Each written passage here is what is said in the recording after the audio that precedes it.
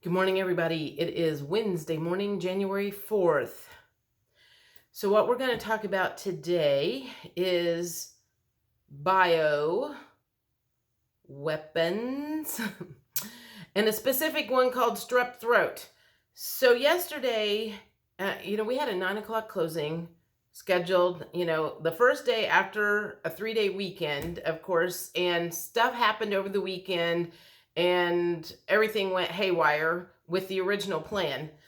But what had happened was some guy was supposed to sign his power of attorney. He ended up with strep throat over the weekend, and so his wife had to take off of work and she had to sign. So, of course, while they're sitting in the lobby waiting on Plan B to get put in place, she had made a comment. She's like, "Oh my God, we've had everything. What is left?" And I very calmly said, "Well, they are trying to kill us, so I'm sure there's other stuff out there that's coming." I was dead serious. I don't know if they thought I was joking or not, but it seems like people aren't understanding that they probably still have some stuff in their back pocket, is my theory. Because I have not known, I haven't heard anything about strep throat for 20 years. I haven't had strep throat for a long time, probably 20 years. And all of a sudden, it seems like it's making its rounds. So yesterday morning early, I remember posting something that had on Telegram. Someone had said that they had strep throat, they had gone to the doctor, they got an antibiotic, they went to fill the prescription at CVS, and CVS was on back order. So they were bitching about, how are we supposed to heal our kids if we if we can't get our hands on the prescriptions? Plant medicine, people. I have scads of essential oils that if I get sick, I'm going to turn to my oregano, my tea tree oil, my On Guard, which is specifically for killing bacteria, viruses, funguses, whatever crap that they want to let loose on us. I do not run to the doctor. After I had that last stuff in December, one of the girls at the office, I was telling her about this weird squeaking noise that was coming from my chest. Even though I wasn't really having a hard time breathing, it was when I would exhale at night. I have never heard that kind of noise come out of my chest. And she goes, "Well, did you go to the doctor?" And I'm like, "No, I didn't go to the doctor. I do not go to the doctor unless I am dead. And so far, I haven't died yet, so I'm going to take care of myself because I don't necessarily trust them. That's just me. I know how to heal myself."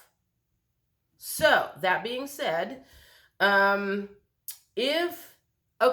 this is another thing that comes up with this. One of the other reasons that I think a lot of people are getting sick, after people take a round of antibiotics, it kills off all of the bad crap in your body as well as all of the good bacteria that's in your gut and your intestines. This has been said for a long time that the gut is the second brain and the gut controls your immunity. So that's one of the things that gets missed at the doctor's office. If they give you a round of antibiotics, if they give the kids a round of antibiotics, they don't say, "Now make sure in 2 weeks after you're done, you follow up with a bunch of probiotics to rebuild the good bacteria in your stomach, in your gut." That part gets left out by the medical institutions. And so then people are sick, and then they go back, and then they're sick again, and then they go back. Nobody has told them the other half of the story. So that's one of the things that maybe is causing a lot of people to get sick is, everybody and their brother probably has been on some sort of antibiotic over the last 2 to 3 years since 2020. They keep unleashing this crap at everybody, and some people like me, I just use my essential oils and make it go away. Although the last time I did try to double up on probiotics afterwards, because now I'm again getting a little smarter, realizing that I haven't doubled up enough on probiotics. So if you have been on antibiotics and you haven't added probiotics back into your body, get on the stick, get on it now, and do it before something else takes you out in January or February. There are lots of foods out there that you can eat to add probiotics into your body. Google it. But kombucha, kimchi, kefir, you can take it in pill form. There are lots and lots of places and ways to get probiotics back into your body to keep these biology weapons. I say it like that because I'm trying not to get deleted from my YouTube account.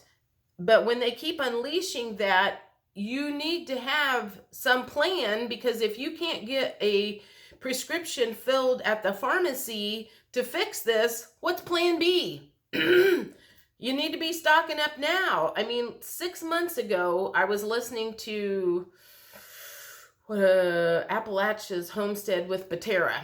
And one of the videos that she was talking about was getting things from the drugstore. Then 6 months ago, she was talking about, getting yourself prepared for things in the winter time. And I took her up on that with some of the different things that I got, like the extra vitamin C and different immunity boosting things. I mean, I am not afraid to say that I was throwing everything but the kitchen sink at this last December. One thing that I wish I had done, and I kind of kicked myself because I wanted to make fire cider over the summer, and I just was never in the mood. I mean, and when you got to commit to that stuff, because you got to buy the fruits and the vegetables and then do it while they're all fresh. And I just kept putting it off, and I really wished I'd had that when I got that respiratory crap, because I probably could have burned that stuff out with that fire cider. So that's what this video is about. There are alternative ways to get your body back in balance and not let the medical establishment not tell you the rest of the story, I guess is what I'm trying to say. They tell you part of the story. They do not tell you the whole story. It is your job to go out and educate yourself on your body. So anyway, I guess my thought is, because strep throat seems to be making the rounds, and it hasn't for a long, long time, that to me might be the next one that's been unleashed. But I'm also thinking this, I don't think strep throat is deadly, really. Maybe it is for some people. It very well could be for some people. I think it's more just a obnoxious pain in the butt because your throat gets sore. Anyway, my thought is they've probably cleaned out all the heavy duty stuff from the laboratories.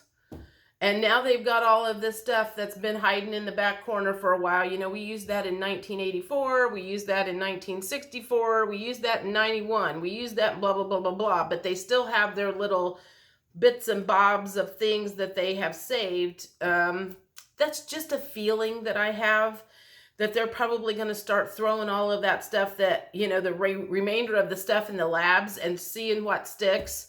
There's not going to be a whole lot of reason to save that stuff that doesn't do a lot of damage, because they've already hit the heavy stuff.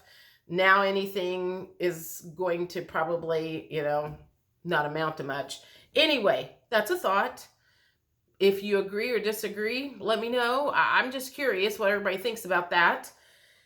Is there anything else? I think I covered everything. I definitely wanted to talk about, I wanted to talk about plan B for this strep throat that keeps going around, especially for people that cannot get antibiotics from the drugstore. So hit me up if you want some advice on essential oils that are antibiotics, antibacterial, antiviral, any whatever crap that they're throwing at us that you want to try to make go away. And then do your research on probiotics. Get your gut filled back up with the good stuff. And, maybe we will all be running around sick forever. But anyway, that's it. I hope you have a good day. I am not angry, although I'm sure it sounds like I am angry. I am just very, very passionate about this subject because it's something that I've been studying for 10 and a half years. Anyway, I will talk to you later, and have a great day. Bye.